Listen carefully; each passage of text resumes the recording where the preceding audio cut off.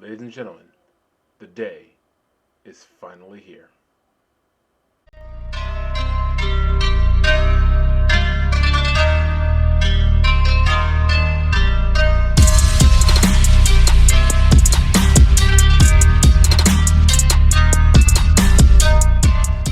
What's up, guys? It's that guy, Tommy. And finally, we are getting to the SOMA lore series. This is by Game Logical Dig. I went ahead and put it on my screen so I could see the name again, but yeah, Game Logical Dig. I have never played the Soma games. I watched a couple of Let's Plays of them. One of my favorites being, um, I think, was it Markiplier? It was Markiplier's playthrough of it. That was fun. There was another one. I'm thinking of another one specifically. At least I think I am. Excuse me. I can't remember, but Team Four Stars, Krillin plays Soma is absolutely hilarious. It's so great. If you want to experience the game and have some comedy with it. Ew, excuse me. I would say watch that one because that one's really good. But we're here. I have been saying I want to do this since I started this channel. I love these videos. I love Game Logical Dig's insight into the Soma games. So let's dive in and let's see what this is all about. Like I said, I never played the games, but I love the story and the lore is fantastic. But I don't have to tell you guys about it. Give it a watch. Site Upsilon isn't where it all went wrong for humanity. That honor belongs to the comet, Telos. Nor is it where the machines of Pathos 2 began to develop sentience. Also, let me back that up a little bit. Also, just so you know, I'll probably put this in spoilers heavy in this. So many spoilers. There you go. Nor is it where the machines of Pathos 2 began to develop sentience. That honor belongs to Site Alpha, where the core of the Warden unit, the WoW, is housed. Upsilon is, however, the start of Simon Jarrett's journey, and in turn, the start of ours as well. As such, I feel it only appropriate to begin this series here. This is Soma. And the setting of this game is so creepy. The aesthetic. Whole game is a sad story. What is he talking about? Site Upsilon was Pathos 2's geothermal plant, natural gas refinery, and universal helper production factory. Mm-hmm. It was here that heat from the Earth's core was converted into electricity, and where raw natural gases were cleaned to produce dry natural gas. These resources were used to power all of Pathos 2, which is why it was essential for site members Amy Azzaro and Carl Semkin to execute the station's automation process after Upsilon was evacuated. But why was the evacuation necessary? What scared the staff so much that it convinced them to abandon Upsilon, the station which is arguably the linchpin to their survivability? Well, extinction happened. Following the comet impact event, the WoW began its warped mission to preserve human life by blurring the line between man and machine. All across Pathos 2, things were changing. Real quick, that first what he just the scene that just unplugged, when it's essentially the first thing you see in the game of like giving you an idea of what's happening. Although when you go back and play it, what's happening is kind of not even foreshadowed. It's clearly told way from the start. But I said spoilers already. That thing talking when you unplug it is just amazingly creepy. It's actually pretty great, but but it's so creepy. It's so unsettling. But sorry. Let's keep going. The WoW began to manifest itself in the form of a cancerous inorganic growth, while a viscous black substance called structure gel would leak from cracks in pipes, ceilings, and walls. To make matters worse, some of the universal helpers, machines used by the staff to complete tasks, had grown hostile. And so, the 8 members of Site Upsilon, Jane Addams, Amy Azzaro, Gavin Finley, Vigdis Jonesy Jonesditter, Louise Muerin, Baxter Rogers, Carl Semkind, and Ashish Shankar were all forced to evacuate to Site Theta. However, Pathos 2 was dependent on power provided by Upsilon. As such, Jane Addams, the station's chief factor, tasked Amy Azzaro and Carl Semkin with executing the site's automation process and with sealing off the station's factories to prevent the machines from disrupting operations. Their time at Upsilon was brief, a mere 7 days. Data mining the communicator outside the break room reveals that Amy and Carl's efforts were successful. It's working better than expected. They're having a really hard time getting the doors open. Well, permaseal as many as you can, rather not take any chances. Roger. Did you cut off the factory floor? All done? Should keep most of them out. I'm on my way to lock out the comm center. Just make sure to leave a way out of here. Trust me, I'll get you to Theta safe and sound. We just need to make sure we're leaving our power running so we don't have to return. I hear that. See you back at camp. Using pneumatic seals, they managed to permanently lock down a number of key locations, including the tech depot and the machine hangar. In between their duties, Amy found time to reflect, welling up with feelings of regret and sentimentality towards Upsilon. Data mining the communicator found in the glass corridor reveals that she'd like to, as Carl puts it, go zen on the fishes. What this means isn't really explained. However, judging by the sketches found on the table opposite the communicator, it's likely referring to Amy's fondness for sketching the aquatic life, and that she probably considered the act therapeutic. The drawings reveal that she was a capable artist with a keen eye for detail. Most of her drawings show the WoW's effects on the marine life, revealing a level of mutation Simon and we won't see until reaching Site Tau. One of the drawings even shows the MS Curie proxy, which brings its own set of time. Hold on. There's something else that she drew. This one right here. If you guys can, I don't know if you guys see where my mouse is. Yeah, you should be able to. That's curious because that's definitely a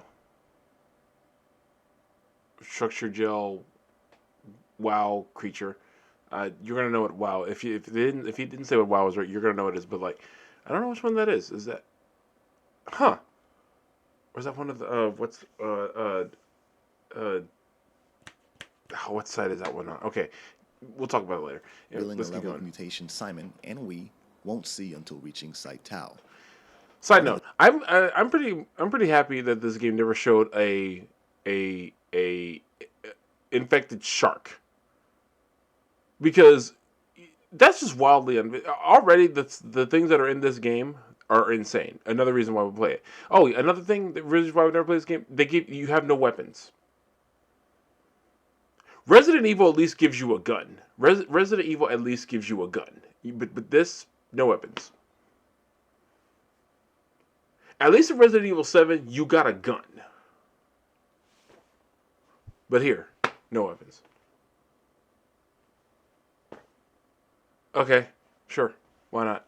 Drawings even shows the MS Curie proxy, which brings its own set of timeline implications and questions. But we'll have to address that in another video. Imagine Amy here, sketching away in silence and solitude, 99 meters beneath the surface in a glass box. Imagine her mindset, sitting in what is, for all intents and purposes, an alien world filled with alien creatures that are very much monsters. That's another thing about the ocean, is that it's amazing how much of it is uncharted and unexplored and is just unknown in general.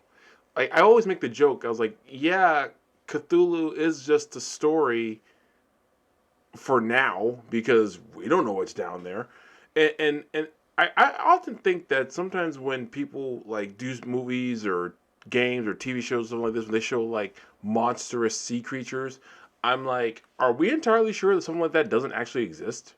I'm not trying to become a conspiracy theorist on you guys. I'm just like saying, like, you know, the for all of our space explorations, though, you know, what's out there in space, man, what's on Earth?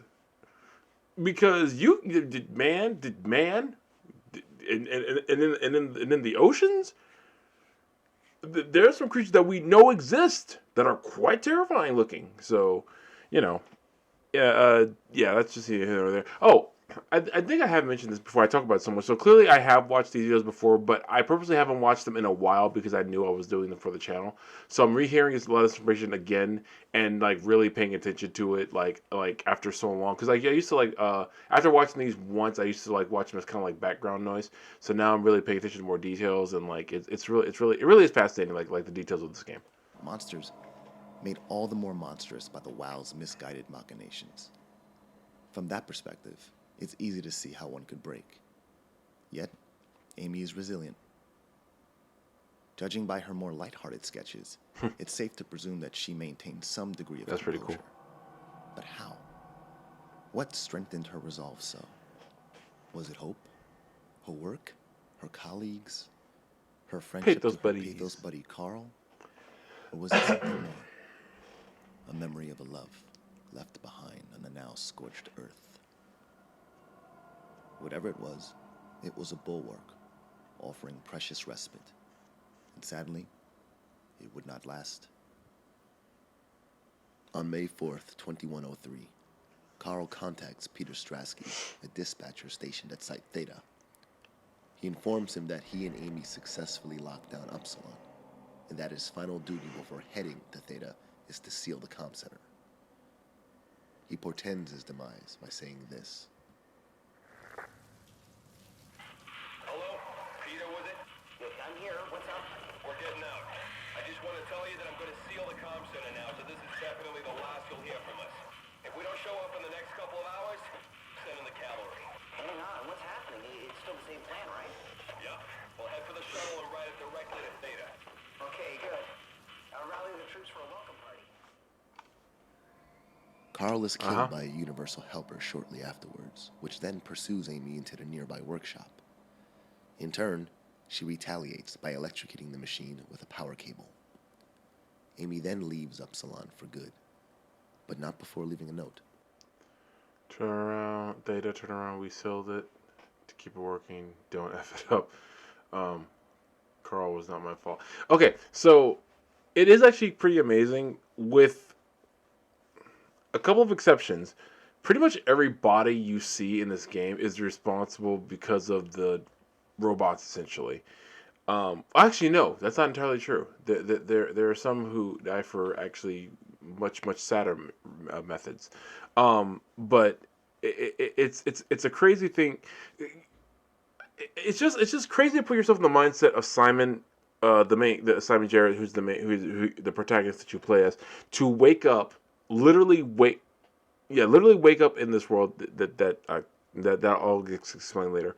In this world, you have no idea how you got there, and you find bodies on top of bodies, obvious on top of. Okay, sorry, that was a Kendrick Lamar thing. My bad.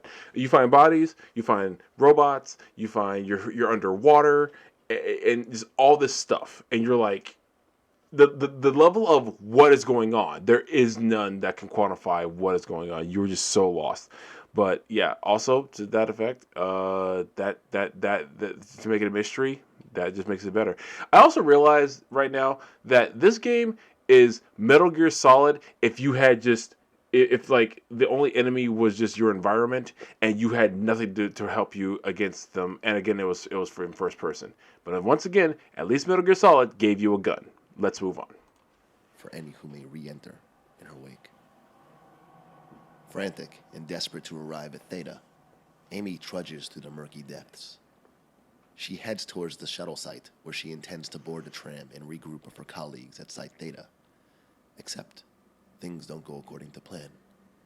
When Amy arrives, she finds the shuttle station without power and ventures into the darkness, hoping to find a way to reactivate the shuttle. What happens next isn't explicitly stated. All we know is that Amy was involved in some type of accident, which results with the WoW attempting to sustain her life. A little over a year later, Simon Jarrett awakens inside Upsilon. He makes his way through the station, past the tech depot, through the vent. So keep in mind, so the WoW is, I'll spoil this part, is like no, they did say is the AI, the ward unit for this place, and so keep in mind, a lot of this tragedy happened a year before Simon wakes up and starts making his way through the facility. So anyone or anything that you see as this happened a year ago, and everyone at least it also is happening. And towards Control Station B, where he meets a damaged Mockingbird, simulating Carl Semken's personality. Unaware of his inorganic nature, And how that he happens, we'll asks explain Simon later. for assistance, explaining that he must have hurt himself while in the pilot seat. Simon agrees to help, but ultimately ends up killing Carl in his attempt to access the comm room. After leaving Upsilon, Simon makes his way towards the shuttle station. And that's interesting because I'll go back a bit because he says actually killing Carl, but Carl was technically already dead. He just killed the robot or Mockingbird, as what they're called in this world, that thought it was Carl. But I think Game Logical Dick does that on purpose to kind of drive home the point of the game itself, which is thematically accurate in several ways. Which if you haven't played the game or know about this, you'll see later. But he says he killed Carl. I mean, wasn't Carl? Did we just see Carl's corpse? But yeah. Station B, where he meets a damaged Mockingbird, simulating Carl Semken's personality. Unaware of his inorganic nature, he asks Simon for assistance, explaining that he must have hurt himself while in the pilot seat. Simon agrees to help, but ultimately ends up killing Carl in his attempt to access the comm room. After leaving Upsilon, Simon makes his way towards the shuttle station, where he finds the place in the same condition Amy did just 1 year ago. He makes his way down the dilapidated ruins of the shuttle track in search of a way to restore power to the station. His efforts are not in vain. Simon finds a service terminal. He also finds Amy, hooked up to a life support system connected to the very terminal he needs to restore power to the station. Hey, are you... Don't hurt me. Can I help? It won't let me die. Nothing is allowed to die. What happened? An accident. Fixing the power. I was going to Theta. Anything I can do? If you see Masters or Holland, tell them I need help. Okay? Amy needs help. Tired, desperate, and weak, Amy's fate is in the hands of the player. Should you decide to unplug her entirely, Amy will die, but is freed from the torment of a vegetative life. Should you elect to remove only one of the cables attached to the terminal, she lives, but the look of anguish on her face would indicate that she's in severe pain. So what is the right choice? Is there even a right choice to make? On one hand, Amy does say that she doesn't want to die. On the other hand, Amy says that nothing is allowed to die in a way that sounds almost like a lamentation, as if she craves the rest death would bring. Either way, Amy cannot be saved. Heading back to the shuttle station, Simon finds a PDA in a nearby cargo tram. Okay, before we get to we're almost at the end of this episode. There are 5 episodes, by the way. Yeah, the fact that you run across people who just cannot be saved at all, that is a minefield of epic proportions. I mean, how do you even... man, yeah. On it is a message to Amy from an unnamed man who was once, obviously... Oh, let's back up a little bit so you guys can... But yeah, the fact that you can't save some people, or who can you save in this game, isn't that a question? And again, with video games, that's kind of like going against the point, right? You're trying to be the hero and all this, but in games like this, it's expected. You're not supposed to be able to, suspense games like this, horror games like this. Yeah, of course, people you can't save. But it's just that knowledge, especially with the acting in this game as well, which is, by the way, fantastic. Again, as a person who has not played it but has watched a lot of playthroughs of it, let's plays, the story and the acting, magnifique. Magnifique. Either way, Amy cannot be saved. Heading back to the shuttle station, Simon finds a PDA in a nearby cargo tram. On it is a message to Amy from an unnamed man who was once, obviously, very important to her. guess it's a good thing we never had any kids. Hard enough looking my parents in the eyes. They're going to a bomb shelter upstate, by the way, along with your dad. I'm guessing someone will help him send you a message somehow. I mean, I hope they will. Hell, I'm not even sure you'll get this message. If you do, I want you to know I never blamed you for following your dreams. I was just mad it didn't fit better with what I imagined our lives would be. I really wanted the picket fence, big family, you know. I guess what I'm trying to say is, I'm proud of you. And even though it's been difficult to be separated from you, I regret nothing. I'm happy. And I really wish I was able to say this without the sky falling down. I love you, Amy. I always have, and always will. Simon restores power to the shuttle and departs to Lambda, moving headlong towards horrors even greater. Horrors that, in a bittersweet way, Amy and Carl will never have to face.